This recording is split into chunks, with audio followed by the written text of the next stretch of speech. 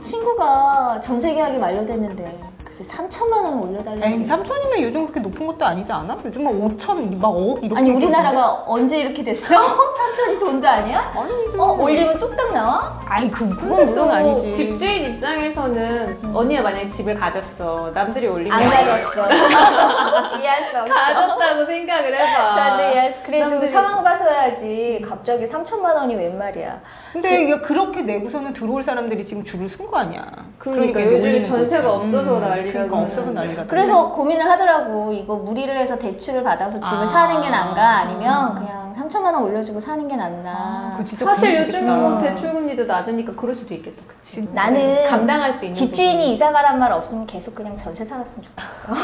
근데 그것도 그러네. 세금도 안 내고 좋잖아. 그거 맞아 진짜. 근데 계속 올려달라고 하니까. 그게 그치. 문제인 거지. 나가래거나 맞아. 올려달라고. 그리고 이사하는 것도 얼마나 일이야. 그래. 이사 비용도 많이 들고 복비 그때마다 추가로 나가고. 도배장판 해야 되지. 그치. 그 요즘에는 왜 집값은 점점 뭐 떨어지는데 전세로 사람들이 다 몰리고 그러는 건지 요즘 사회 현상이 그렇잖아요. 왜 그런 거예요, 교수님? 전문가 입장을 얘기해 주세요. 정색하고 그러는데. 정색해야 돼요. 비전문가 이렇게 하지 않으면 그냥 얘기. 우선 전문가 가기 전에 비전문가 한번 들어가야 네, 돼. 비전문가로서 언니 비전문가 입장을 얘기하고. 먼저 얘기해 보세요. 투자 가치로 집을 샀는데 집값이 떨어지고 있어. 이걸 팔아야 돼, 말아야 돼. 언니 그게 궁금해? 그런 거지. 비전문가 아니, 입장에 비전문가 상담인데 입장에. 상담인데. 그러니까 열받는 거지. 어. 난 대출 받아서 집을 사서 이거를 약간 이득을 보고 팔려고 그랬는데 특히 우리 판교고 이런 거 많다고 그러지 않았어? 맞아. 거기 사람들? 대박이라고 막 그래, 그랬었는데. 신도시 뭔가 이익을 보려고 했는데 웬 이익? 맞아. 분양가도 안 나오는 정도로 가난한 그럼. 자, 이게 비전문가 입장. 전문가 입장을 말해주세요. 전문가 입장. 되게 부담스럽다. 아니 근데 일단 전체적으로 보면 집값이 오르기가 어려워. 봐봐라. 지금 고령화 얘기 맨날 나오잖아. 그 얘기는 뭐냐면, 그러니까 저출산 때문에, 그러니까 새로 태어나는 아이들이 적으니까 점점 위에, 그러니까 인구로 보면은 고령계층은 점점 이렇게 커지는데 아래축은 점점 줄어드는 거야. 근데 새로 주택을 그 원하는 쪽을 보면은 밑에서부터 이렇게 받쳐줘야 되잖아. 젊은 사람들이 계속 뭐 결혼을 하든 뭘 하든 그러면서 주택이 필요한 사람들이 점점 늘어야 되는데 지금의 저출산 기조가 계속 유지가 되면 어렵다는 거지. 새로 이게 원하는 사람들이 적어지니까 어쩔 수 없이 집값도 점점 줄어드는 거야. 이게 집값뿐만 아니라 모든 시장이 그렇거든. 파는 사람이 있고 사는 사람이 있는데 수요와 공급. 그렇지. 나 배웠네 이런 거. 진짜 근데 가르칠 거 한다. 거품도 많이 빠졌잖아. 옛날에는 집을 살려고 그러니까 산 게 사실은, 아니라 그치 투자 목적으로 샀는데. 그러니까 그게 문제야. 그러니까 지금 당장 수요가 사는 사람이 줄어든 것도 문제지만 사람들이 기대가 바뀐 거야. 예전에는 오를 거라고 기대를 했기 때문에 수요가 붙었어. 근데 요즘은 떨어지네? 진짜 떨어지네? 더 떨어질 것 같아. 이렇게 되다 보니까 그 수요가 이제 쫙 빠지는 거지. 그러니까 실제로 수요가 뭐 그냥 사람 머릿수가 줄어들었다기보다는 그 수요가 확 줄어드는 거야. 기대감이 이제 없어지면서. 심리적으로. 심리적인 게. 근데 그게 이제 실제로 이게 이제 뭐가 문제냐면 물가도 사실 그런 게 있잖아. 왜 오를 거라고 기대하면 진짜로 오르거든. 그러니까 이것도 내릴 거라고 기대하면 실제로 그게 실현이 되는 거야. 그러면 이게 가속화되는 거지. 그래서 내릴 것 같아. 근데 진짜 내렸네. 어머 그럼 더 떨어지겠네. 그럼 진짜 또 떨어지는 거야. 그 우리 전세값이 내릴 거라고 기대를 하면 가속화될까? 근데 문제는 뭐냐면 그건 아니야? 아니야. 그건 반대지 오히려. 언니 생각을 해봐. 그렇다고 사람들이 살 집이 필요 없는 건 아니잖아. 그러니까 사람들이 살 곳은 필요한데 사지는 않는 거야. 그러면 그게 어떻게 되겠어? 임대를 해야 될 거 아니야. 그럼 그게 전월세 수요로 옮겨가는 거지. 교수님 말씀 잘못하셨어요. 사지를 않지 않아요. 못 사는 거야. 돈이 없어서. 어쨌든 못 산다 하더라도 살 곳은 필요하잖아. 그렇지. 그리고 어쨌든 전월세가 사는 것보다는 싸잖아. 그러니까 이제 수요가 그쪽으로 쫙 몰려가는 거지. 그러니까 이쪽은, 그러니까 전월세 시장은 가격이 올라가는 거야. 수요가 늘어나서. 더 떨어질 수 있다라는 생각 때문에 안 사고 더 그렇지. 기다렸다가 버티고서는 전월세 시장으로 갑자기 옮겨가니까. 열받네. 주택을 투자로 언니는 생각하는 사람들은 자주 열받아. 저도 그렇긴 해요. 세상스럽지 않아. 투자 가치로 생각하는 사람도 어느 정도 경제적으로 되는 사람들이잖아. 그 사람들 때문에 지금 집도 못 사고 전세살이 하는 사람들이 손해보고 있는 거잖아 지금. 그치? 근데 그 몰라. 사람들도 근데 어쨌든 집값이 떨어지면 손해보는 거는 마찬가지. 그러니까 지금 다 손해보는 거야. 그러니까 집을 가지고 있는 사람들은 가지고 있는 사람대로 집값 떨어져서 속 터져 죽고. 이득 보는 사람 하나도 없어? 지금 그렇지. 지금 그러면 상황에서는. 궁금한 게 있는데 왜 그 사람들이 생각할 때는 집을 뭐 전문가들 입장이 좀 많이 나뉘기는 하더라고요. 앞으로 집값이 어떻게 될 것인지. 그래 내가 전문가 이런 거 아니, 전문가님. 내가 네. 부동산 전문가는 아니잖아 네, 솔직히. 네, 네. 그러니까 나도 이런 거 얘기하는 거 되게 조심스럽긴 하지만 네. 나는 예를 들어서 막 10년, 20년 이렇게 놓고 보면 과연 오를 만한 뭐가 있나. 예를 들어서 우리나라가 미국처럼 계속 이민이 들어와. 그러면 또 모르겠어. 그리고 미국도 이렇게 보면은 특히 이민해 오는 사람들이 막 멕시코 이런 데서 올라오는 사람들이잖아. 걔네 카톨릭 때문에 애들도 많이 낳는다? 그렇지. 그러니까 선진국들 중에 고령화 문제가 제일 약한 나라가 미국이거든. 근데 그런 나라 빼놓고는 사실 고령화가 다 심각해. 근데 우리나라도 이렇게 보면 오래 살아서 심 이미 고령화 진행되고 있어 우리 지금. 고려 상태는 심하는가? 그래서 봐봐. 그러니까 우리나라에 획기적으로 이민이 늘어나거나 아니면 획기적으로 애들을 많이 낳게 되거나 그러지 않으면 지금 주택 매매 수요가 특별하게 늘어날 그런 전개가 없어. 재료가 없어 말 그대로. 그러니까 나는 솔직히 뭐 단기 뭐 1, 2년 앞에 어떻게 되겠다 그건 몰라 나도. 내가 부동산 전문가도 아니고 그리고 솔직히 부동산 전문가들도 얘기 들어보면 잘 안 맞잖아. 믿지도 그러니까, 못해. 그러니까 그거는 모르겠어. 근데 길게 놓고 봤을 때 오를 일이 별로 없겠다라는 생각은 드는 거지. 오히려 폭락하지 않을까. 자칫 기대가 그렇게 더 떨어져? 형성이 되다 보면 왜 눈덩이처럼 그 기대가 부풀어져가지고 오히려 폭락할 수는 있지 않을까라는 지금보다? 걱정은 되는 거지. 언니 그렇게 눈 반짝이면서 구체적으로 물어보면 내가 정말 대답하기 거북스러워. 근데 내가 지금 계속 얘기하잖아. 1, 2년 앞은 모르겠어. 근데 길게 보면 그러니까 왜 아까 언니 얘기한 것처럼 이사 다니는 거 힘들고 그때마다 돈 드는 거 힘들고 그러니까 아 그런 비용 생각하면 전월세도 많이 올랐으니까 뭐 괜찮은데 사서 그냥 오래 눌러 살겠다 이러는 그런 것이 매매 수요를 진짜 진정한 매매 수요가 형성이 되는 거지. 예전처럼 값이 오를 것 같아서 맞아. 투자용으로 이거는 아니잖아. 네, 요즘에 또 정부에서 뭐 부동산 경기 활성화해가지고 대책들을 엄청 많이 내놓잖아요. 근데 거기서 여기도 나와 있는데 DTI, LTV 뭐예요 이거? 어디 뿌리는 LTV? 살칙이야? 어디? 그러니까 LTV는 아까 얘기를 우리 했잖아. 무식한 거 너무 치는 거 LTE는 같아요. 알아, LTE. 안 그래도 내가 수업 시간에 그 물어봤었다 애들한테. 신문에 계속 나오잖아. 자 LTV, DTI 아는 사람 그랬더니 LTE는 아는데요 그러는 거야. 내가 야 그거 언니 나한테 대학생 수준이야. 내 어떡해. 딸이야. 이게 이제 LTV는 아까 잠깐 얘기했지만, 그러니까 저거야. 그러니까 주택담보대출에서 그러니까 주택을 담보로 잡아주고서는 은행이 이제 돈을 빌려주잖아. 근데 거기서 주택 공시지가 뭐 이런 게 있단 말이야. 그러니까 주택에 대한 가치 대비해서 얼마를 빌려주겠다. 그러니까 예를 들어 3억짜리 집을 담보를 잡았어. 그러면 3억을 다 줄 수가 없단 말이야. 그렇지. 그러니까 거기에 이제 60% 이렇게까지 대출을 준다고. 그리고 이제 DTI 규제는 뭐냐? 이거는 데투 인컴이거든. 그러니까 데트는 자막으로 나갈 것 같아. 데트는 이제 부채, 그러니까 빚이고 인컴은 소득이잖아. 이거는 소득 대비 부채 상환 액이야. 그러니까 내가 한 달에 소득이 얼마씩 들어와? 150만 원.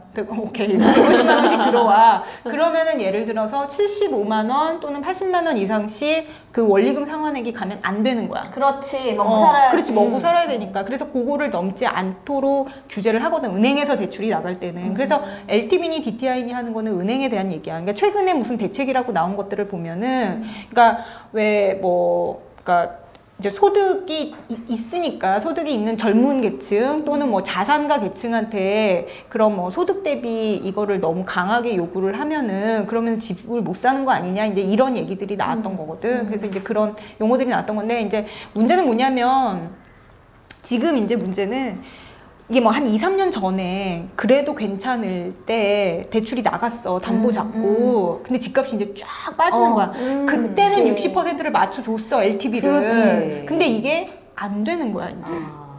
근데 이제 그때 대출 시점에서는 그 조건들을 다 맞췄단 말이야. 그리고 또 한 가지는 그러니까 주택값이 떨어진 것도 문제지만 경기 침체가 지금 되게 장기화되고 있잖아요. 그러니까 사람들이 소득도 줄어. 그러니까 그때 대출을 나갈 시점에서는 DTI 규제도 맞췄어. 근데 이게 점점점 소득이 줄어가고 이제 그것도 안 되는 거야. 그리고 은행에서 나간 대출뿐만 아니라 아까 뭐 보험회사나 뭐 이런 데서 추가로 담보 대출 해가지고 나가는 게 있고 신용카드 빚 뭐 이런 거 있잖아. 그러니까 이제 하우스 푸어라는 얘기가 나오는 게 집은 있는데 소득이 원리금 상환액을 커버는 할지라도 그거 빼고 나면은 생활비가 부족함. 그러니까 집은 있는데 가난해. 이제 그런 게 이제 하우스포라는 얘기가 나온 거고, 깡통주택은 아까 이제 LTV 규제의 연장선상에서 담보 가치로 잡아둔 게 이제는 너무 떨어져가지고 빚을 커버를 못 하는 거지. 그러니까 그런 게 이제 깡통주택 개념이. 그러니까 비슷한데 조금 달라. DTI고 LTV하고 깡통주택하고 하우스포하고는 그러니까 조금 푸어는 하우스푸어는 푸어고 깡통주택은 갖고 있어도 푸어가 아닌 사람들도 있을 수 있네. 그러니까 그렇지. 언니 말이 맞아. 그러니까 집값은 떨어져서 좀 깡통이 돼서 빚은 커버 못 하는데 인컴이 충분하면 소득이 충분하면 사는 거 당장에 문제가 생기지는 않겠지. 근데 사실 깡통주택을 안고 있으면 아무래도 하우스푸어가 되기가 쉽고 그렇잖아. 그치? 그러니까 인컴으로 다 막 원리금 오랫동안 내고 지속되면은 그게 아무래도 깡통주택이 하우스푸어로 갈 수 있지. 하우스푸어가 깡통주택. 어머, 우리 왜 이렇게 이해가 빨라? 근데 깡통주택 갖고 있는 사람들은 집값이 오를 거라는 희망을 갖고 사는 거잖아. 근데 요즘 분위기 보면 그런 게 아니니까 고민이 많지. 이게 우리나라 보면은 정말 집 하나는 있어야 된다라는 그런 인식 때문에 특히 이제 지금 이미 노령층으로 접어든 계층을 비롯해서 상당한 인구가 정말 전체 자기가 가진 재산 중에 부동산이 차지하는 비중이 너무 높은 거야. 너무 커. 그렇잖아. 생활을 너무 못해. 생활을 그러니까 그렇기 때문에 현금이 없어. 현금이 필요한데 그게 생활이 안 되는 거야. 근데 그렇다고 지금처럼 이렇게 집값이 계속 떨어지는데 그거 팔아가지고 살 곳은 또 있어야 되잖아. 그리고 더더군다나 연세 드신 분들이 2년에 한 번씩 이사 다닐 생각 해봐. 세금 꼬박꼬박 뭐 복비 꼬박꼬박 내고 도배장판 내고 자식이 그거 쫓아다니면서 다 해주기도 쉽지도 않고. 그러니까 이제 그런 문제들 때문에 이제 영모기지라는 게 나온 거지. 그러니까 죽을 때까지 하여튼 돌아가실 때까지 쭉 나는 뭐 나는 그 나이 안 되나 뭐 어쨌든 하여튼 그 돌아가실 때까지 살던 집에서 살면서 캐시를 다달이 받을 수 있는 방법으로서 이제 영모기지가 나온 거지. 근데 영모기지에 대해서 되게 궁금한 것들도 많으실 것 요즘 같은데 관심들이 굉장히 많더라. 그러면 영모기지에 대해서 좀 자세하게 좀 살펴보죠. 그럼 좋을 것 같아요. 모기지론에 대한 궁금증. 네. 어떻게 뭐야, 완전 진행톤인데 이거 어떻게 우리랑 어울리지 않아 이런 거. 자, 영모기지론에 대한 궁금증 알아보도록 하겠습니다. 1번요. 자, 몇 살부터 받을 수 있는가? 그래, 맞아. 언제부터 받을 수 있어요? 이거 부부 둘 다 만 60세 넘어서. 한 명이 나이가 아니 그것도 아니고 부부. 그럼 나이 차이가 많으면 기다려야지. 세상에. 기다려. 그 정도 코스트는 치러야지. 내가 죽거든 영모기지를 바꿔라 이러고 죽는 거야 부인한테? 아니지. 그렇게 어린 여자를 만나려면 그러니까 남자 돈이 많겠지. 영모기지 잘하는 안. 사람도 있고 중간에 얘기가 망한 또 사람도 있고 2번 가자. 얘기가 된다. 그럼 몇 살부터 60세부터는 언제까지 받을 수 맞아. 있는 거예요? 부부 둘 다 돌아가실 때까지.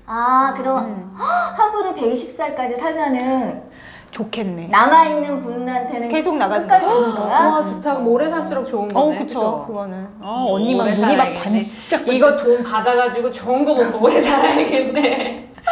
자, 그럼 2번 볼게요. 2번. 주택의 담보가치 산정 방식은 어떤 기준으로 담보가치. 그러니까 이게 그거잖아. 그러니까 주택을 담보로 주고 대출을 받아서 그리고서는 거기에서 이제 돈을 나눠 가지고서 연금으로 나오는 거거든요. 그러니까 이제 그걸 담보로 잡을 때 가치를 얼마로 쳐주느냐라는 얘기인데 많이 쳐줘야지. 그러고 싶지 받는 입장에서는. 근데 이거는 공시지가로 해요.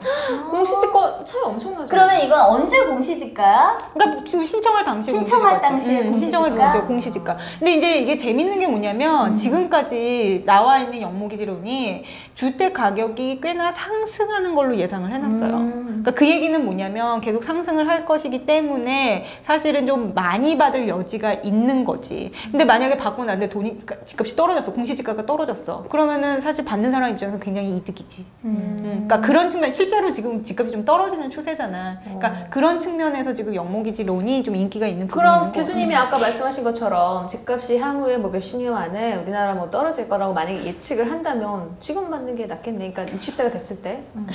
한참 기다려야 되잖아. 아니 어머님이라든가 나 좀 더 늙은 다음에 받을래 이러시는데 미리 받는 게 낫다.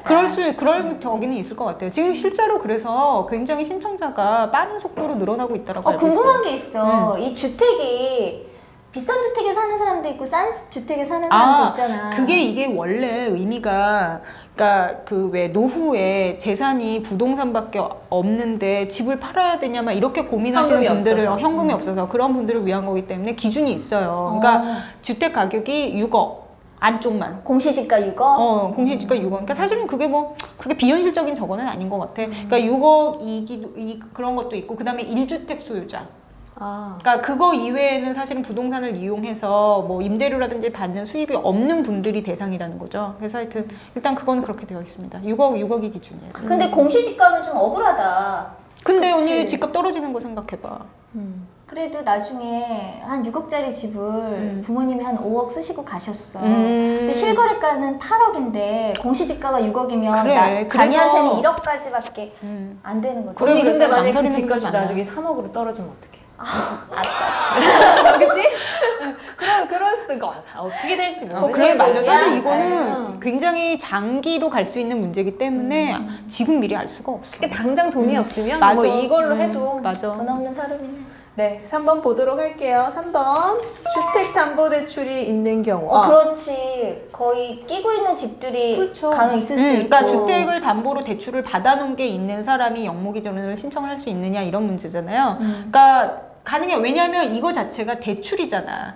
주택담보대출이야 이것도. 근데 그거를 이제 연금 형식으로 캐시를 준다라는 거지. 그래서 그걸 받아서 얘를 먼저 갚고, 지금 기존에 있던 주택담보대출을 새로 영목이전을 받은 대출로 먼저 갚은 다음에 그 남은 금액이 연금으로 나가는 거야. 그럼 대출이 있으면 안 되는 거네. 아니지, 안 되는 건 아니야. 갚아야 되는 거니까. 그치, 먼저 갚아야 되는 근데 이 대출 이자가 더 쌀 수도 있잖아. 그래서 사실은 문제가 뭐냐면, 그러니까 지금 이제 집값이 실제로는 떨어지는 것 같은데, 일단 영목이지론 설계 자체는 집값이 오르는 걸로 설계를 해놨단 말이야. 그러니까 그거는 대출 받는 사람이 유리한 측면인데, 근데 이제 언니가 얘기한 것처럼 사실은 이 이자율이 싸지 않아요. 지금 이제 주택담보대출이 경쟁이 하도 심해갖고 뭐 4%대 막 이런 분위기인데, 지금 영목이지론의 담보대출 이자율도 5%가 훌쩍 넘어가는 걸로 알고 있거든요. 그러니까 그렇게 되면은 사실은 비싼 대출 받아서 싼 대출 갚는 거니까 억울하네? 그게 이제 억울할 수 있지. 근데 언니 그 싼 대출 가지고는 캐시가 안 나오잖아. 그렇지. 이런 거, 이 모든 것은 다 지금 돈을 쓰기 위한 거지. 현금 없는 서류. 다 리스크가 있습니다. 그죠? 자, 4번 볼게요. 신청 후에 임대가 가능한가? 이거 임대도 할 수 그러니까 있어요? 임대 목적으로 신청을 하지는 못하지만 사실은 받아놓은 다음에 이사 갈 일 있잖아. 그렇지. 우리 사람 일이 어떻게 될지 애들이 모르니까. 자식이 지방으로 가면 꼭 따라가야지. 애들이랜다? 따라나면서 알았어. 복수야, 복수. 그거 알아? 숨겨둔 애가 어딘가에서 무럭무럭. 그래서 불가능한 거는 아니에요. 그러니까 그런 목적으로 대출을 받을 수는 없지만. 뭐 제재가 있고 뭐. 근데 사실 이게 너무 그렇진 않나? 근데 이게 사실 이것도 지금 담보 대출이라 그랬잖아. 그러면 임대를 받는 입장에서는 지금 전세에 왜 집주인이 대출 끼고 사는 한 거랑 똑같은 리스크가 있는 거야. 자기 보증금을 못 찾을 수도 담보 있는 있는 거야. 집인데 전세 들어오실래요? 이래도 들어올 사람은 들어오고 뭐 이러는 거. 이제 그런 와닿네. 와닿네. 그 표현. 들어오실래요? 들어오실래요? 대출 그렇게 많아요? 자, 마지막 5번 볼게요. 영목이지론에 대한 궁금증 5번. 신청 후 다주택자가 된다며. 예. 이거 신청하고 난 다음에 나중에 또 자기가 집을 산다. 집을 살 수도 있잖아요. 신청 당시에 1주택자이면 신청하는데 문제는 없죠. 그럼 신청해놓고서는 막 집을 돈 있어서 막 샀어. 근데 지금 돈이 있다라고 하는 기준이 연세는 60이 넘었고 로또에 됐어.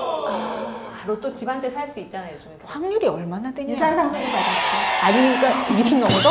우리 가설에 확장. 아니 사실은 그래서 그게 뭐 그러니까 제도상 허점이다라고 받아들여질 수는 있어요. 그러니까 그게 뭐 앞으로 어떻게 바뀔지는 모르겠지만 지금 단계에서는 신청할 당시에 1주택자면은 할 수는 있다는 거죠.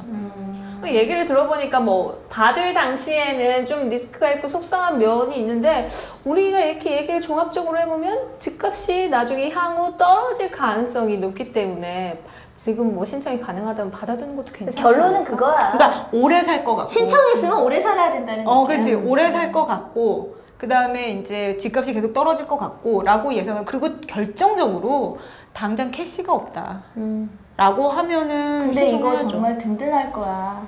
따박따박 통장에 현금 찍히면. 그치 근데 현금이 언니 얼마나 찍히냐도 중요하잖아. 우울해.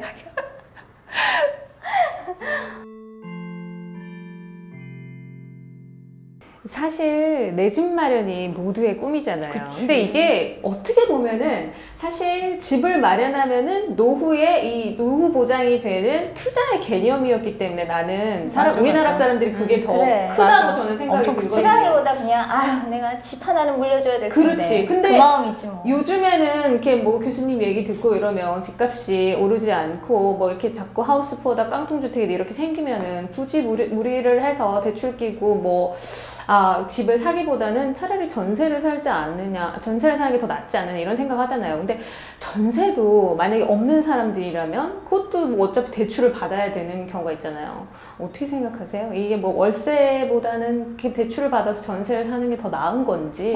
요즘에 그런 게 있잖아. 3천만 원 올려달라면 당장 3천이 없잖아. 그렇지. 그러니까는 3천만 원을 월세로 전환을 하거나 맞아. 1천만 원은 올려주고 2천을 월세로 전환하거나 이런 경우가 있는데 우리가 또 월세 개념하면 한 달에 몇십만 원씩 고정적으로 맞아. 나간다 그렇지. 그러면 생돈 나가는 것 같아서 그리고 집주인들이 억울하잖아. 월세를 더 선호하니까 또 요즘 집주인은 좋지. 현금이 척척 통장에 찍히는데. 아니야 근데 언니 그게 봐봐라 전세를 보증금을 받았어. 그럼 그 전세 보증금은 뭐해?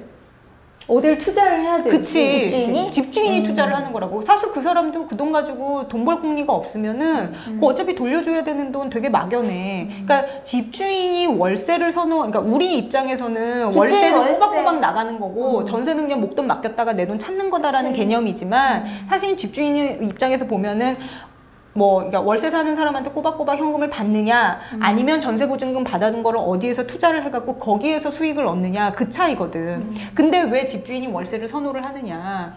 수익률 측면에서 보면은 월세가 조금 나아. 은행이자보다 세잖아. 그러니까 사실은 요즘 또 이자가 워낙 그러니까 낮으니까. 집주인들이 전세보증금 받아가지고 은행에다 넣어둔 사람보다는 적극적으로 투자를 하는 사람들이 더 많았고 거기에 대한 수익률이 높았기 때문에 그런데 요즘은 어쨌든 전반적으로 저금리고 어디 마땅히 투자할 데도 없잖아. 그러니까 전세보증금 같은 거 모아갖고 진짜 있는 사람들은 그거 갖고 또 부동산 샀단 말이야. 근데 지금 그렇게 해갖고 수익을 기대하기가 어려우니까 그냥 따박따박 월세나 받는 게 낫겠다라고 하고선 하는 거지. 그러니까 뭐 우리 입장에서 보면은 이거는 생돈 나가는 거고 뭐 보증 아니야. 근데 이제 세입자 입장에서도 말씀해 주셔야죠. 그러니까 세입자 입장에서 보면, 그러니까 사실은 맞아. 월세로 나가는 돈이 우리도 그 돈 갖다가 예를 들어서 예금을 해놨으면 거기서 이자 받을 거 아니야. 그러니까 완전히 뭐 전세는 뭐 나가는 돈 없고 월세는 나가는 돈 생돈 나가는 거고 그건 아니라는 거지. 그러니까 전에도 뭐 기회비용이라는 얘기를 했었는데 꼭 내 주머니에서 돈이 나가야만. 비용이 발생하지 하는 거는 아니라는 거지. 근데 일단은 지금은 이제 예금을 한다 하더라도 수익률이 너무 낮으니까 이자가 너무 낮으니까 사실은 월세가 전세 보증금에 대한 기회비용보다 큰 건 사실이야. 그러니까 세입자한테 월세가 불리하긴 하지만 결국은 힘이 누가 더 세느냐의 문제지. 지금처럼 전월세 수요가 크고 공급은 한정돼 있으면 공급자 파워가 셀 수밖에 없어. 그러니까 자꾸 이제 월세 전환하고 뭐 보증부 월세 뭐 이런 식으로 되고 옮겨가고 하는 거지. 근데 그러니까는 이거는 내가 돈이 있는데 이거를 월세를 준다는 개념인데 돈이 없잖아. 없으니까 나는 대출을 받는 거잖아. 그치? 아니면 근데 문제가 뭐냐면 요즘에는 전세만을 하는 집주인이 없다는 거야. 그 월세를 끼고 싶어 한다는 게 월세 문제인 끼고 거야. 싶어야지. 근데 그 사람들도 그 돈 받아다가 어디다가 수익 기대할 데가 없어. 그렇잖아. 그러니까 사실은 뭐 케이스마다 굉장히 다르겠지만 정말 집 하나 막 어렵게 장만을 해가지고 내가 이걸로 수익을 봐야지 했는데 이거 오르지도 않아. 뭐 전세 받아가지고 마땅히 보증금 굴릴 때도 없어. 그러면은 월세라도 받아야지 어떡해. 그러면 진짜 내가 세입자 너무 입장에서 세입자도 세입자 너무 배려하네. 집 있는 사람인가? 아니, 그러니까 이제 나로서는 이제 균형 잡힌 얘기를 하고 싶은 거지. 그 세입자 입장에서도 마찬가지로 이 대출을 받아서 전세를 하는 것보다 이 돈을 갖다 월세를 내면서 다른 곳에다가 투자를 할 수도 있는 거잖아요, 사실. 투자할 돈이 없다니까. 그런데 그걸 얘기를 하는 거예요. 요즘 경기가 워낙 안 좋으니까 투자처가 마땅하지 않은 주식도 별로 시원찮고 뭐 어디다가 근데 선택의 여지가 있어? 냉정하게 얘기할게. 선택의 여지가 있어? 없어. 그러니까. 미안해요. 그러니까. 슬프네요. 선택의 여지가 없고. 집주인이 그러자면 그러는 거야. 맞아. 아니, 그러니까 정말 발품 팔아가지고 더 외곽에 나가서 전세 가지고만 살 수 있는 뭐 이런 거를 찾지 지 않나. 우범지대 가서 살니까. 어느 지역을 또 우범지대를 만들려고 위험한 발언을 하죠. 위험한 발언이에요, 이거. 그러니까 사실은 그거는 그건 현실이야. 근데 이제 다만 나는 전세 보증금도 공짜 돈은 아니었다 얘기지. 다만 월세가 비싸기는 하지만 어차피 그 돈도 명시적으로 뭐가 안 나간다는 거지, 비용이 발생하고 있었다는 거지. 맞아. 그게 위로가 될란지 모르겠어. 쬐끔. 자, 그러면 우리 또 미쿡에서 우리 공부를 오늘 하신 표정 다 어두워. 미쿡에서 야, 5년밖에 공부를 안 살았어, 하신 5년밖에. 우리 또 경제학 박사님께서 미국의 또 사례에 대해서 좀 알려주세요. 미국에 살아 미국은 있는데 어때요? 나는 학생으로만 5년을 살아가지고. 근데 어쨌든 산 거잖아요. 5년 사는 내내는 월세 냈어. 근데 미국은 보증금이 없나? 보증금을 원하는 데도 있어. 디파짓이라 그래가지고 원하는 데도 있는데. 한 몇 프로 정도 내나? 아니야. 근데 문제는 뭐냐면 나는 보증금 없는 데서 5년 내내 살았다니까. 그렇게 사는 사람들이 많네. 많아. 물론 저소득계층이겠지만. 목돈은 안 나가네. 아니, 근데 문제는 전세가 뭐냐면- 있어요? 미국에도? 전세는 없어. 없었던 것 같아. 그러니까 확실합니까? 디파짓 내고 월세 내는 거지 아니면 사는 거든지. 그러니까 전세 완전 100% 전세는 내가 알기로는 없었던 것 같고. 그러면 그 사람들 같은 경우에 전세나 월세나 고민할 필요가 없어서 좋겠네. 그냥 당연한 거니까 월세 내는 게. 뭐, 그치? 그쵸. 그러니까 이제 우리는 원체 정말 집 한 채는 있어야 된다라는 개념으로 살다가 그거 아니면 전세. 나 그런 얘기 들었어. 전세가 진짜 뭐 좀 과장하면 전 세계에서 우리나라만 유일하게 있다는 그런 얘기까지 들었어. 진짜? 일본 그러니까 월세라는 거야. 그러니까 사던지 월세든지 대부분 그렇다는 거야. 그러니까 난 미국에서도 내내 월세 살았었고, 그러니까 고민할 필요가 사실은 없었던 게 우리나라는 근데 진짜 집 하나는 있어야 된다 이러다가 그게 안 되니까 전세로 이러다가 그러니까 이제 요즘에 와서 월세 이런 분위기가 형성이 되는데 사람들이 이제 받아들이기는 어려워도 난 그게 대세가 아닐까 싶네. 근데 그런 건 있는 것 같아. 2년 계약인데 2년 후에 나가라고 그럴까봐가 불안한 거잖아. 맞아. 그러면은 미국 같은 경우에는 뭐 계약할 때 보통 몇 년씩이에요? 우리는 보통 2년이잖아요. 우리 남편 보니까 이번에 1년 했다 그러더라.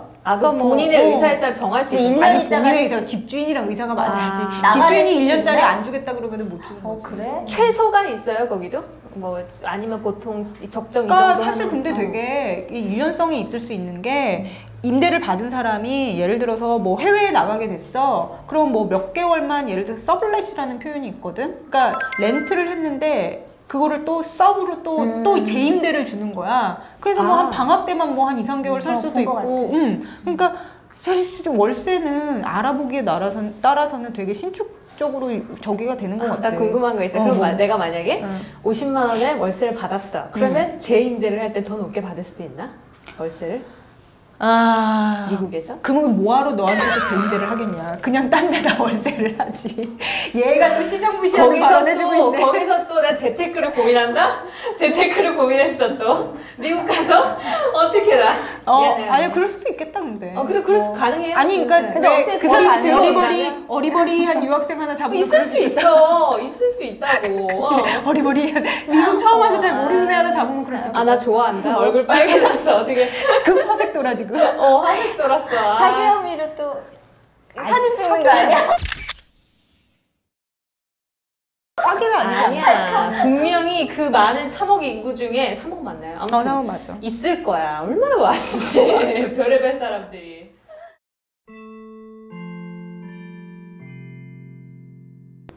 근데 나는 왜 우리나라에서 이렇게 집집해서 집에 목매는지 모르겠어. 그래서 집장만을 하기 위해서 맨날 밤낮 없이 일하잖아. 놀러 가지도 못하고. 얘 대출이자 갚아야 돼. 가긴 어딜 가. 자식들 일해가면서 애들 자랄 때 같이 놀아주지도 못하고.